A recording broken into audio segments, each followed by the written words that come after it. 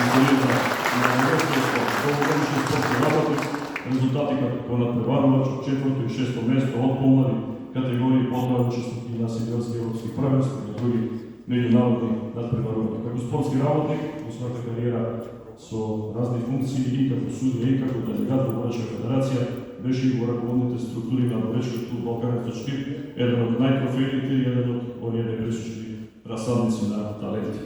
Клубот кој своевремено беше европски вице-шампион. Честитки, а јас ќе го поканам директорот на Агенцијата за млади спорт, Роче Војсовски, да врачи помага.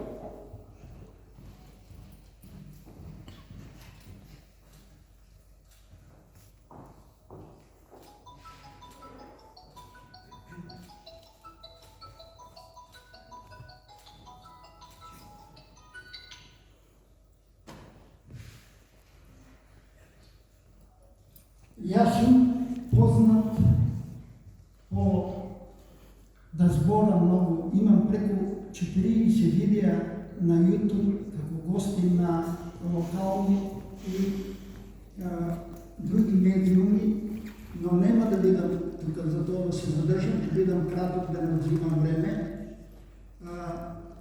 Сакам само да се заблагодарам на луѓето што решавале за овие признања и што ми ја делиле наградата на мене, што ми представува голема чест при крајот на мојот живот, бидејќи има тешки здравствени проблеми пред 2 месеца и дочекав, се изборив да си ја земам наградата јас.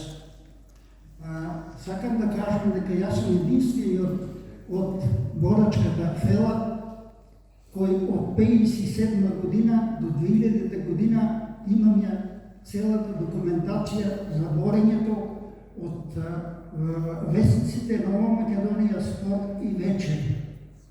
Што сакам да кажам дека се што се десило у тие 50 години, 60, јас го имам кај мене, зашто имам издадено и книга исклучиво со пишани работи од пишаните медиуми.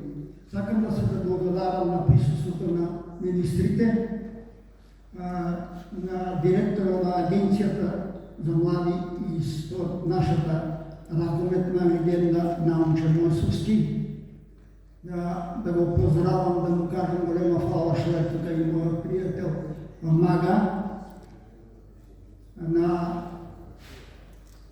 директора на МОК Владо Богоевски и да ви честитам, да ви го честитам големиот празник на македонската држава, да си ја славаме многу, да имаме многу резултати у спорту и ние старите да се гордееме со помладите спортисти. Благодарам што дошли.